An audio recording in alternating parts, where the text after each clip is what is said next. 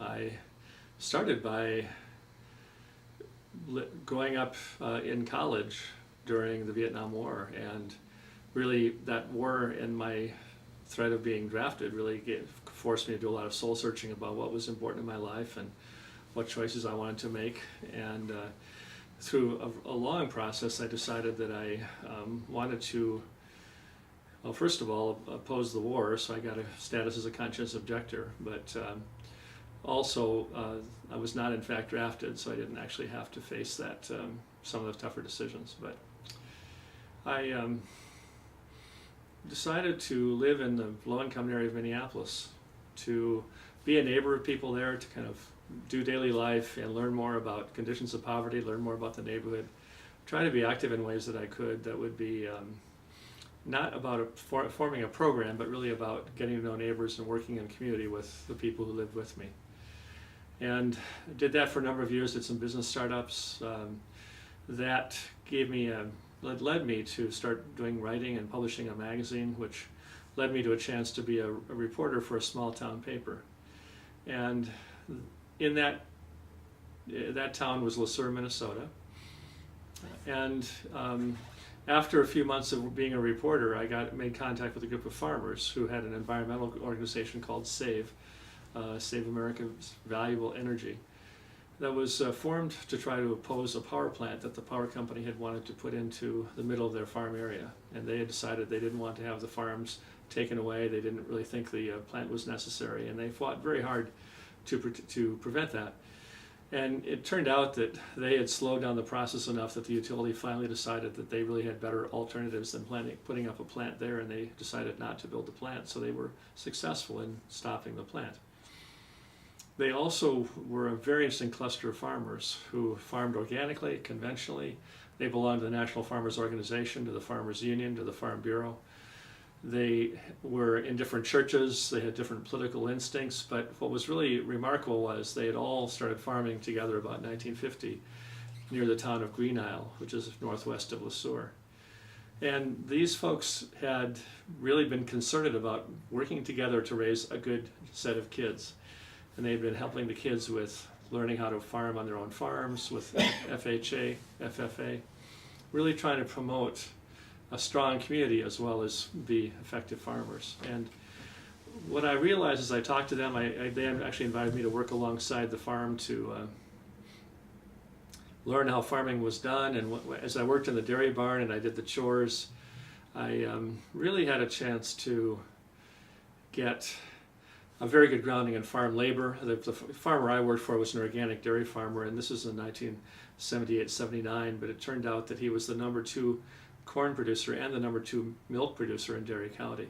I'm sorry, he was the #2 corn producer and the #2 milk producer in Sibley County, which is a very solid dairy area of Minnesota. And he was determined to show that you could farm without chemicals effectively, and he was clearly succeeding in that very, very well. So I learned a lot from him, but also I learned about his neighbors, and the neighbors saw the work I was doing and they trusted me, so they told me better stories, and eventually invited me to come and sit down with them with a tape recorder to capture their stories and talk about the economics of farming. We did some great interviews over the wintertime when they weren't so busy in the fields. I collected their stories. I wrote a little book called Green Isle, Feeding the World and Farming for the Banker, which encapsulated a lot of their stories about the farm economy. And one question that I asked them was, what was it like to farm when the farm economy was really healthy? And I guess now if I ask that question, I'd sort of suggest that's a question about how do you measure success in a farm economy, but I wasn't thinking in those terms. I just was asking them to tell me stories about what it was like to farm then, because they had all started when farming was a fairly good way to make a living. What was really fascinating was the farmers said we could start to farm by starting to farm. You could make enough money raising eggs in a year to make a down payment on a piece of land. And moreover, if you were a good farmer, you really could essentially finance yourself and through your own production, through your own labor. And what they told me that really startled me was they said it was almost like a sin to go to a banker to loan money, because the assumption was if you're really a good farmer, you could make it on your own without having to go to a lender. And that was such a different reality than I was facing when I was working with them. I know the fall after I stopped working for the dairy farm, interest rates were 22% and farmers were totally strapped and needing to have hundreds of thousands of dollars of credit to keep farming. And I thought, what a different reality than the one I'm experiencing now, and I wanted to learn more about that. So I took their stories and I went to grad school. I did some research. I did some writing about their interviews and really found out the federal data really totally backed up the story the farmers had told me, but I did not find any academics who had found that information and told that story. These farmers in 1978-79 were predicting a farm credit crisis, which in fact came out to be true in 1985. And my book, Green Isle, helped inform people about that and kind of set the stage for a discussion about how would we think about farming in different ways. The insights those farmers gave me, mostly because I worked alongside them and they trusted me to tell deep stories that they might not tell another researcher or an outsider, really have turned my thinking about economics around, and I've really made my career out of taking their insights and other insights I've gotten from study and my own experiences as a journalist, as a writer, as a policymaker, and I've taken that into producing some information about economics, especially economics in local communities. It can cover inner city communities as well as rural communities, and it's a way of thinking about economics that's very different than the way we typically do. Can you say a bit about what a food economy study looks like? Sure. Well, there's lots of ways of studying a food economy, but what I tend to do is to look very quickly at the amount of money that farmers are either making or losing in producing commodities now. It's a very highly subsidized, very highly productive economy, but it's not turning out to be that rewarding for farmers. So I really try to chronicle with some trend charts that go 40 years in a row.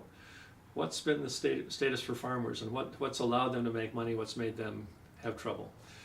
I also think about how much money they spend buying farm inputs that are sourced far away from their farms, because a lot of farmers who are farming at a loss are actually shipping hundreds of millions of dollars, well actually the farm sector is shipping hundreds of millions of dollars out each year because the inputs they need to farm are oil from somewhere else, or they're machinery that's made in a distant state, or that's some kind of farm chemical that was made with petroleum fertilizer in another state. And so farmers spend a lot of money buying inputs from far away, and that actually ends up taking money away from rural America. The third thing I look at is, what do consumers spend their money on? How much food do they buy, and what kind of food do they purchase? And that helps people get a better handle on what's the market for food. And what's really startling is in Minnesota, which is one of the top 10 farm states in the United States, I think we purchase about $12 billion worth of food, and about $11 billion of that is coming from outside of Minnesota. And that's typical of farm states, is they're shipping food products away that are commodities that have to be processed in industry. And consumers, even farmers themselves, are typically buying food that comes from stores, often from very, very far away.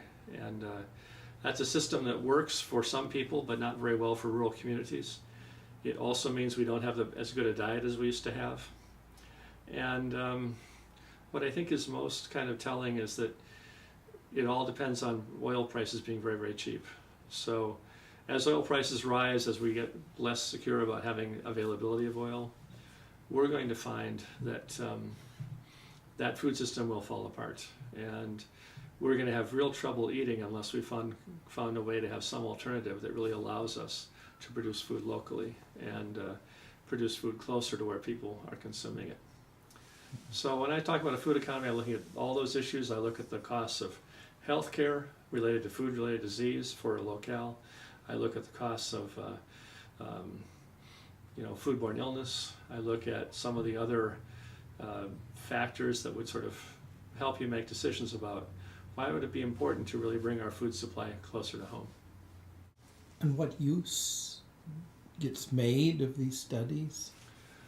Well, these studies are used by a lot of people, and in very creative ways, I think. I've been commissioned by universities, by extension agents. I've been commissioned by foundations, by local funders, by a business person or two. I've been funded by State Department of Health, by a university partner. And what's everybody kind of, what's most important is that whoever raises the money can convene some people to talk about the findings and say, what does this mean? What do these findings tell us about where we want to go? And in most cases, there's some kind of local foods network that's organized, where people are sitting down and making plans and saying, what do we have to do? What kind of infrastructure do we need to build? What kind of policies do we have to have in place? What actions do we have to take in our personal lives if we're going to eat more food that's raised by local farms? And there's usually some group like that that is making that kind of activity strong.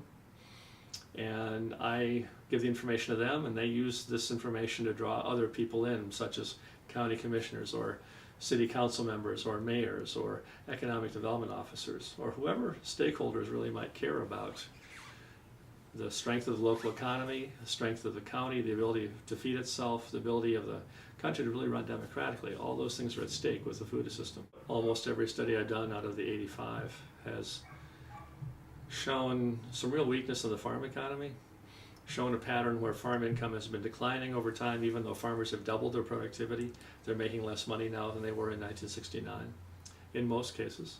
There's a few places where that's not true, and one place would be a fruit valley in California, or Fruit County, where there's a strong market for exporting fruit abroad, and there are big orchards and very industrial farms that were planted recently, and they've been put in by people with lots of resources, and they found pretty good markets. But they've been finding income increasing in many respects because in the last few years more of us are eating fruits and vegetables, so they've had a pretty good time.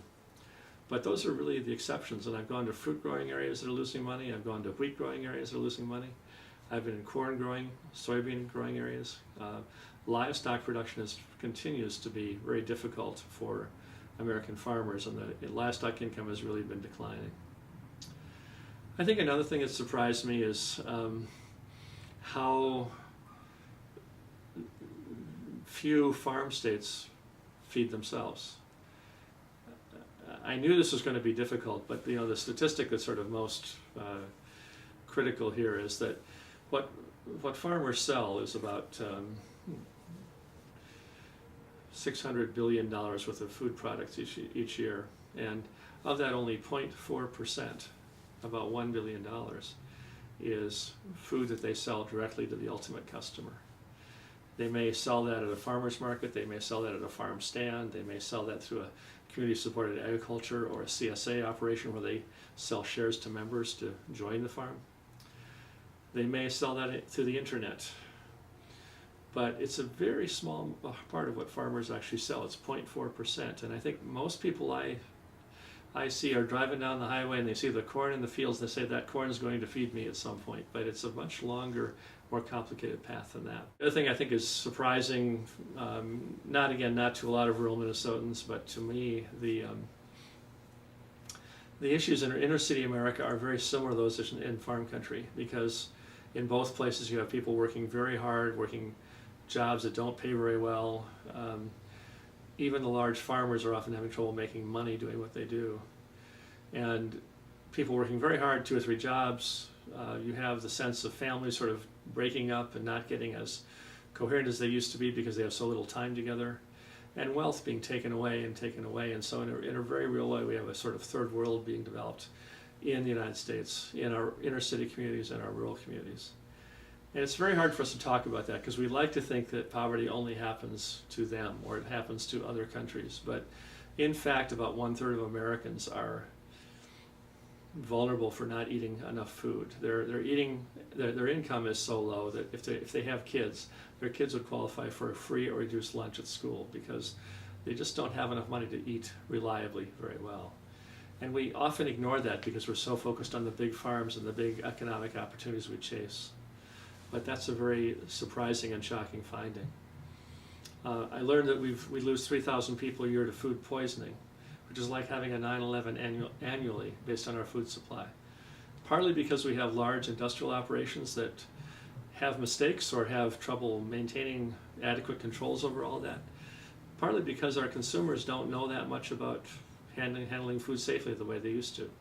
I have colleagues working in inner city America who tell me that their clients don't have pots or pans in their kitchen because they didn't think that had anything to do with eating. They see eating as opening up a box and putting something in the microwave or going out to eat. And I think it's a real tragedy of our food supply that for all the bells and whistles it has, for all the pretty packaging and all the sophistication we've had in designing food products that makes someone money, the average consumer knows less about their food supply, where it comes from, how to prepare it, how to handle it safely, than the average consumer would have known 100 years ago. We seldom talk about the need we have to connect around food, and it's really critical that we have strong cultural ties around our food. If my family were to come to this house to have a Christmas dinner, I would feed them foods that came from my mother's recipe box, from my great-grandmother's recipe box. They'd be the kinds of foods that my family would have served each other to say, this is where we come from, these are the foods that are easy to raise in the place we live. And now we have people who really don't eat with any sense of culture at all, or we have very strong cultures that are having trouble maintaining any power over their food supply, so they really feel like that's very threatened. So for all those reasons, I think it's kind of surprising to see how grotesquely bad things are and how little our policy arena can really adjust to handle those big questions about, can we actually get an economy that builds wealth for inner city people and rural people? Can we really have an economy that can stand on its own feet, or we depend on other countries to be poorer to have our prosperity? Why I like Farm to School is very simple. You have a public agency, a public body, a school board, a school system, a school food purchaser. It has every reason to be supportive of neighbors, because if they buy food from local farms, it helps the local tax base, and it's more likely they'll get taxes to run the school with. And also they'll build community connections by connecting farmers with the school kids or with the school lunch program. And it makes all kinds of sense for that to happen. I have a story I wrote as a journalist in 1986 about a school district in Hazen, North Dakota, and they decided to source food from local farms. This is in 1986 now, before all of this talk really came forward. And they put a mill in the high school so they could grind fresh wheat every day and make fresh bread. They put a USDA certified processing plant, meat processing plant in the high school, so the kids in the school could learn vocational skills processing meat, but they were also making the hamburger for the school lunch programs. And what that school in Hazen found was, they found out that behavior problems went down because kids were eating better food, they were eating more food, they were throwing less away. So the school also saved a lot of money on waste because there was less waste. Plus the kids were excited, they were getting job skills, and the farmers were happy to have someone buying food from them. It was a very small operation in some respects compared to what we're talking about now. But it was a small town that could just do that by networking with its own members and saying, let's really figure out a way to make this work. And it took enough energy on the part of one organizer that when they decided to let the reins down and give them to somebody else, I think the thing sort of dwindled away because it just didn't have the proper funding or the proper energy to really keep it going. But that's a real example of all the cool things that can happen when a school starts buying local food. Plus, having a school board wrestle with how do we support farmers well, it's an essential public discussion. And you know, you have the possibility, because you have a taxed budget, a budget that comes from taxing local taxpayers, that you have the responsibility as a public body to say, what's the best thing to do for our community, instead of what's the cheapest product out there. Unfortunately, many school systems are very strapped. We have a political climate now that has really tried to take money away from school boards, from public sector players, in the name of getting the government out of our lives, which is really kind of ludicrous, but it's been a very profound public sentiment that we have to reduce the importance of government. And the result of that is that many school boards don't have money to spend on buying more food or better food. And many hospitals don't have that money. Many prisons don't have the money, the budget. So what we're finding is, I'm an advisor to an effort in southwest Wisconsin called the Fifth Season Cooperative, which is aligned with the Food Enterprise Center in the town of Viroqua. They are selling 24 products to hospitals and schools in the La Crosse, Viroqua area. But there's still a dilemma, because the young farmers you'd like to have open up new farms to supply the school district need more money because they're getting started and land prices are high. It's hard to be a farmer. There's a lot of risk to it. And the schools don't feel like they have the money to pay what a young farmer needs to make that work. There are some established farmers around Viroqua that have done very well. They've been doing organic production for 40 years. They're expert at it. And some of them are saying, I can't afford to sell to the school because I can find clients now who will pay more than my school can pay. So you have this dilemma where the experienced farmers who have a market don't really need the schools and the hospitals as much, and the people who are young and starting to farm really need them a lot, but can't get enough money to make it fly. And the middle ground is being kind of found by Amish farmers who are pretty much saying, because our cost structure is lower, because our lifestyle is less expensive, we can actually raise quality food that goes to local schools and hospitals at a price they can afford. So you actually sort of depend on a spiritual community or a sort of certain isolated group of people to be your food supply rather than the American farm. Do you see a local food policy council composed of gardeners and county commissioners and truck farmers at various sizes, people who engage with hunger, coming together? What sort of work do you see as sort of most vital at that level? At that level of formulating policy with not a heck of a lot of power. I mean, there's a little bit of granting power. There's some small state grants that they can pass on or formulate and do stuff. But it's really not. It's not the governor's office. It's not the Department of Agriculture stuff. What work do you see as maybe the important work for a group like that? Well, there's hundreds of food policy councils organizing all around the country right now. It's remarkable how many people have decided that that's the vehicle they want to put together. And it's at local levels, it's at regional levels, it's at state levels. It's really very broad based. And one story I like to tell is the story of the Illinois Farm and Food Policy Council, which was convened, I think, about 5 years ago. I don't have that entirely accurate, but the legislature in Illinois passed a bill that empowered the governor to appoint a food policy council. And it's really, actually, the most significant result of that, in my mind, is that the legislation says the state of Illinois supports local food.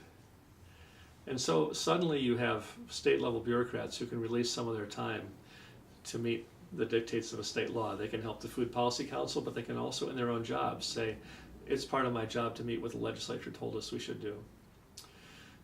It means the Department of Commerce and Economic Opportunity in Illinois can say food is a priority for economic opportunity. It means the State Agriculture Department can staff the Food Policy Council. And the Food Policy Council is really interesting because I saw there a very outspoken white farmer who's raising produce for Walmart sitting next to a very charismatic African-American woman who comes from Chicago. And they were comparing notes very strongly because they have such different backgrounds and they started with such different assumptions. The two of them very clearly have worked hard to develop a relationship of how do we trust each other, how do we learn from each other, how do we make this a really nourishing experience instead of something that makes us feel further divided. And also you have people who are state staff people, you have farm leaders, you have the same people you mentioned, health officials, school officials, people who run food distribution centers or training centers. And what's really dramatic about that is a large number of people sitting at one table saying, we don't have much power, we don't have a budget, but we have very urgent issues in front of us. How do we work together and how do we build relationships that allow us to trust each other enough to really make smart policy? So we're not just reinventing the problem, we're actually creating something that will be a solution that transforms this. It's very hard work. It's not funded. It's grueling sometimes to go through the meetings. At the same time, that foundation is really essential because it creates a core of people who have some experience working together, maybe spending a little bit of money here and there to make things marginally better. it would be wonderful if we had food policy councils with big budgets, but I also have the fear that if we had councils with big budgets, the wrong people would run them, because you'd have the people with money insist that if I'm putting money into this, then I get to have a lot of power in the council. And the real precious thing about the food policy council is they are funded by people who have very little nominal power, but they really create power by working together effectively and creating a vision that has some power that those people with money can invest in. So I think that's the promise of food policy councils, but it's also really true that you have councils in Ohio that were, a council in Ohio that was commissioned by the governor, and then when the governor changed, it was decommissioned. You have councils that are formed that don't have any real ability to cohere, and they have long conversations and don't feel like they get very far.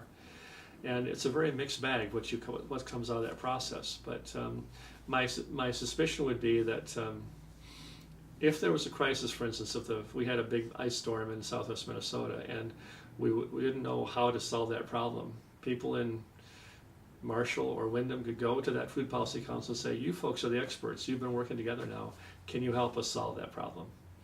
And maybe that will lead to having a real clear allocation of power and a real clear budget for that work. What can be done from a policy perspective? Is there some obvious move? Well, there really is. Everything to do is policy. For the first part, we've created a system with policy that doesn't work. It works for some people, but it doesn't work for the general person in America. And a lot of the reason we have large farms are because of tax credits we've given that encourage large farms, or farm subsidies that encourage farmers to take on more lands so they could get bigger subsidies. It's also this sense that whatever we can do to be more productive or more efficient in our production was going to be good, when in fact those steps we've taken have not been very productive. We've subsidized people to ship foods long distances, both exporting food elsewhere but also bringing food in from far away. What we haven't done is set a policy that said, let's create public incentives for people who localize the food system. Maybe reward a farmer better if he's raising food for local markets than if he's shipping it abroad. We have to build all kinds of physical infrastructure like root cellars, and freezers, coolers, storage spaces, packaging distribution centers. We have to have very efficient small distribution circles. And we have to build those local efficiencies with public policy. There's really no way to do that otherwise. It can't simply be done by the private sector. But that also suggests making some people very uncomfortable, because we have so many trucks running around carrying food now. We have so many stores conveying food in very large national networks, and it's very hard to sit down and say, you know, this really isn't working, we have to design something very different. But that's a matter of having tax policy that creates the right incentives, having farm policy that creates the right incentives, of having state and local investment in the proper infrastructure, but also state and local policy that says we need to really have the ability to empower our citizens to design the food system we deserve to have. This is bipartisan work. There's nothing partisan about feeding people. There's nothing partisan about making sure we have healthy food at the table. And if we can't learn how to cooperate around food, how else would we? So it's very important to turn that around and say, this is really our opportunity to create a new set of politics. I would also say that if I look at the hopes for democracy, I don't see any hope for democracy if we can't feed ourselves. I don't think any community, whether it's Minnesota or whether it's Windham or whether it's the New England region, can be democratic if most of the food isn't coming from within that region. Because if you don't have the choice to plant what you want to plant and eat what you want to eat, and if you don't have the choice to plant the foods that will go well in the climate that you live in, you have no control over food, and that means you really don't have any control over your life. So if we're going to have democracy, we're going to have a democratic food supply. We're going to have to build it from the ground up. And that's not being said at the conventions this week. It's not being said by the political parties, but the folks who meet in food policy councils do realize that. And they are working across party lines, and they are working with a long-term vision. They're saying, we have to do the work that the political system cannot do now to frame a vision that will have some longevity and some power. And we can't be limited by the fact that the campaign strategies we have and the political funding vehicles we have don't allow for long-term questions to be addressed. We have to start addressing those. Even if we have very little money and very little power, we have to really make that work. And we have to start pulling that out of the system in ways that are effective. And it's an incredible challenge for our country right now, but if we don't meet that challenge, we really lose our country. and we lose the hope of being democratic, but also we lose the sense of possibility of working together as Americans.